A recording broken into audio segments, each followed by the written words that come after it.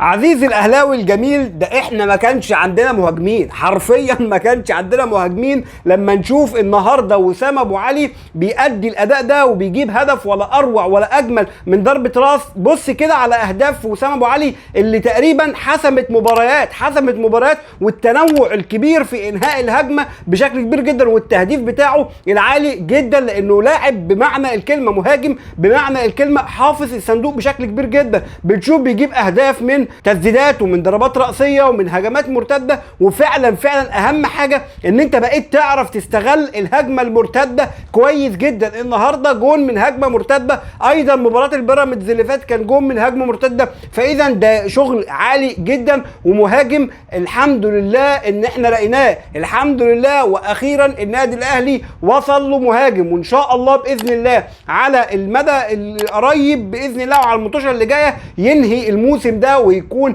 هداف الدوري باذن الله. يعني اللاعب على مقربه تقريبا من هدفين او 3 لمتصدر ترتيب الهدافين، فان شاء الله باذن الله وسام ابو علي ينهي هداف الدوري. نيجي للنقطه بقى الثانيه، ومش عاوزين ناخد في دوكه كده والكلام ياخدنا وننسى نشكر 2. اولا السيد او الكابتن حسين لبيب، شكر خاص من الاهلاويه، شكرا لان انت انسحابك من مباراه الاهلي كان في مصلحه الاهلي، يعني مصلحه مباشره وبيصب مصب كامل في صالح النادي الاهلي. ليه؟ لان انت ريحتنا واديتنا 3 نقط، واللعيبه بقت فريش وراحت بال وهدوء كبير جدا من مباراه كانت هتكون كبيره وضغط كبير جدا على النادي الاهلي في المباراه دي. حتى لو احنا كنا كسبناها، بس بدنيا كانت اللعيبه هتخرج زعلانه بدنيا، ولكن ان انت تنسحب فده طب في مصلحه النادي الاهلي بشكل كبير جدا.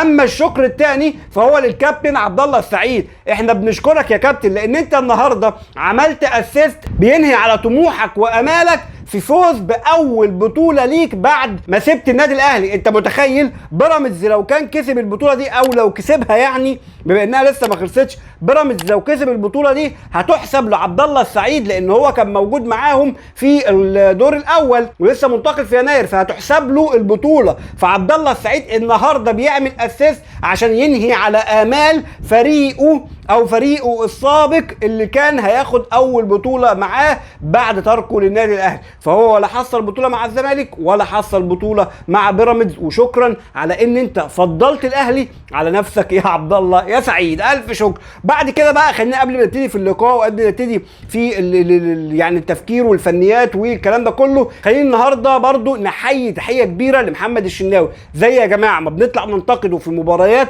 زي ما بنطلع نقول ان هو اداؤه وحش وكان سبب في جون والتاني والكلام ده كله، لازم النهارده نديله حقه. لما يلعب حلو لازم نطلع نشيد بيه. النهارده محمد الشناوي تقريبا شال كورتين من اخطر الكورتين، كره في الشوط الاول وكره في الشوط الثاني. كانت الكره بتاع الشوط الثاني كانت ممكن تروح، يعني خلاص كان ممكن النادي الاهلي يتعادل، ولكن يقظه الشناوي النهارده وتالقه بشكل كبير جدا رجح كفه الاهلي. وايضا رامي ربيعه اللي كان بيخطئ اخطاء كبيره، لا رامي ربيعه النهارده كان مركز بشكل كبير، كان عامل مباراه جيده جدا على الجنب الدفاعي. وايضا كانت له كوره هجوميه في العارضه بعد ضربه ركنيه وطلع عليها وجاب الكوره، ولكن جت في القائم لنادي المصري، ما كانش فيه توفيق بالنسبه له. فهنا لازم يعني نحيي الشناوي ونحيي رامي ربيعه على ادائهم النهارده. نيجي بقى نتكلم على المباراه وتكتيكها وفنها في يعني عجاله سريعه كده، ومش هطول عليكم. ليه؟ لان النهارده مارسيل كولر بدا بتشكيله الشناوي وكريم فؤاد وعبد المنعم ورامي ربيعه ومحمد هاني، وفي خط الوسط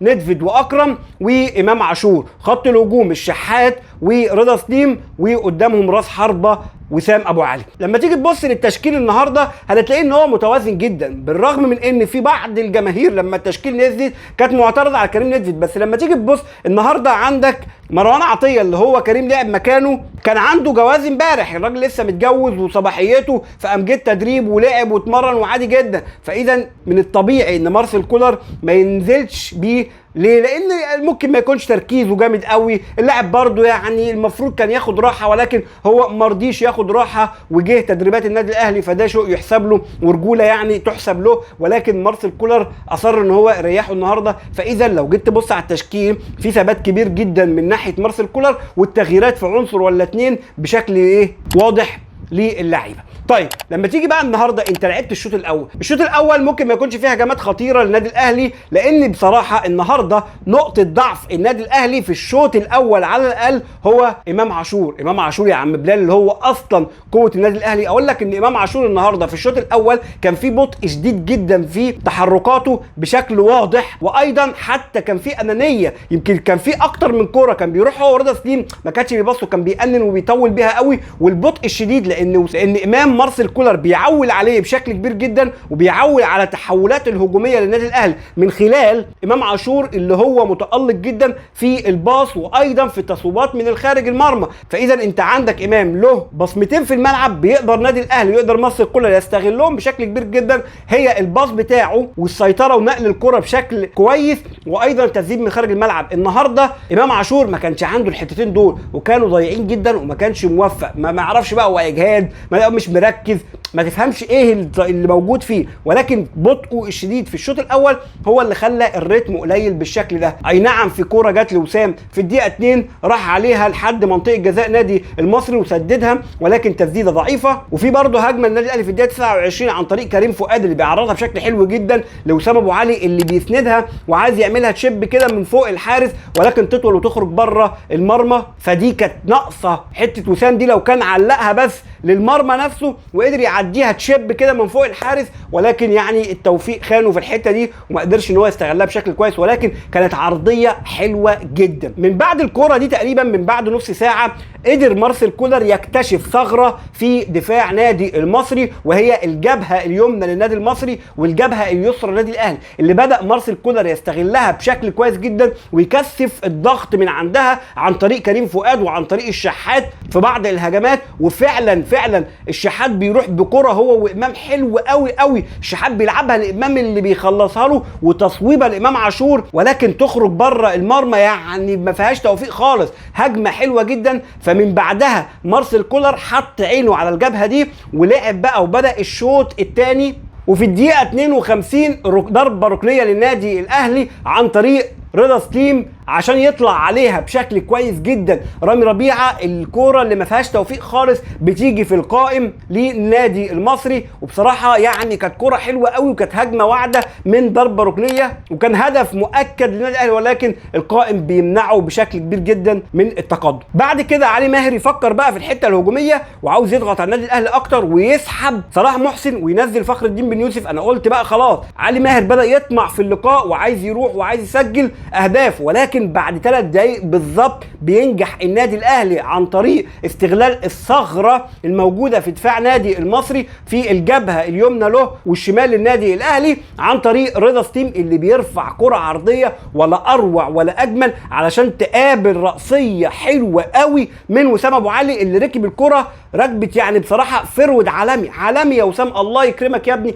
هدف ولا اروع ولا اجمل لوسام ابو علي، وبيركنها يعني في زاويه بعيده بشكل كويس قوي. بيتقدم النادي الاهلي على النادي المصري 1-0 في دقيقه 85، وبعدها على طول ب3 دقايق امام عاشور يروح برده بكوره اللي بقول لك عليها ان امام كان النهارده مش مركز وفي سنه انانيه كبيره، ولكن الكوره دي ما نقدرش نلومه عليها قوي لان هو لما راح حتى ما تلاقاش لاعب يسند عليه، كان رايح تقريبا لوحده. يمكن لعيبه النادي الاهلي قال لك بقى ما خلاص، ما هو كده طول الماتش ما بيبصيش، مش هنجري على الفاضي لانه مش في الاخر مش هيبصلنا، فخلاص تحس ان هم يأسوا يعني من الحته دي، ولكن امام بيضيعها وبعد العرضيه اللي بتروح بتقابل وبعد كده الدفاع بيشيلها للنادي المصري. بعد ضياع الكره دي المصري استشعر الخطوره بشكل كبير جدا، بدا يهاجم النادي الاهلي هجوم شرس، وفي الدقيقه 69 بيضيع كوره خطيره جدا وهدف يمكن شبه مؤكد بينقذه محمد الشناوي ببراعه شديده جدا النهارده عشان ينقذ هدف من النادي المصري، هدف التعادل للنادي المصري اللي كان هدف شبه محقق لان اللاعب كان لوحده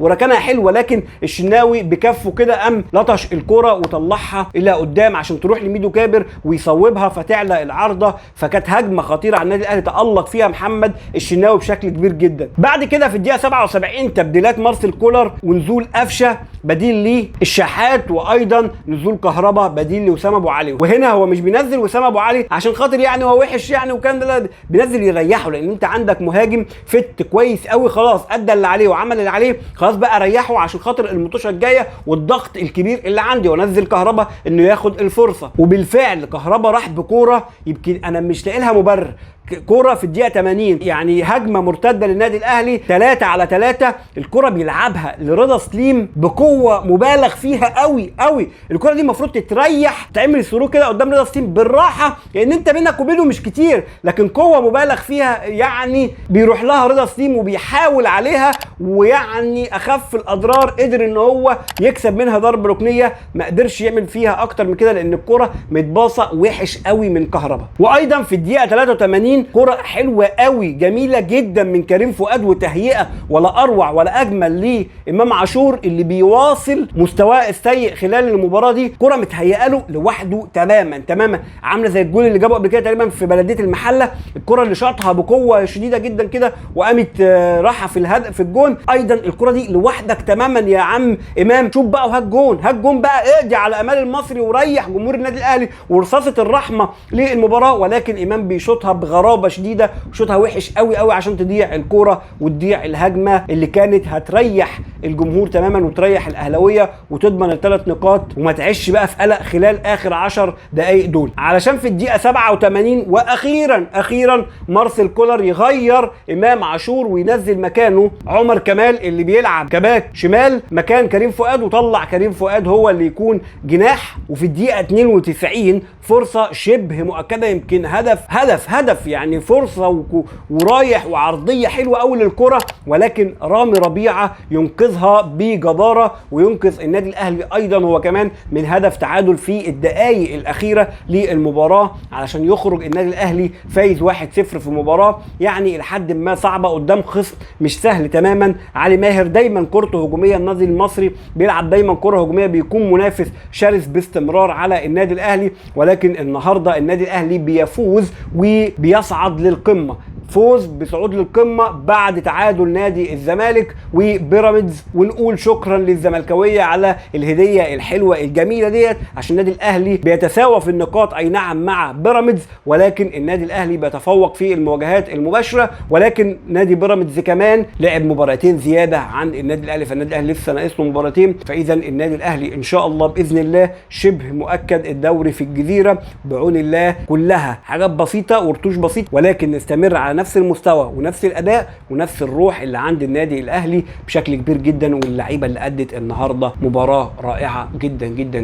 في نهايه الفيديو يا صديقي ما تنساش تقول لي رايك في التعليقات، تعمل لايك وشير الفيديو لو مش تابعنا. دمتم في امان الله والسلام عليكم ورحمه الله وبركاته.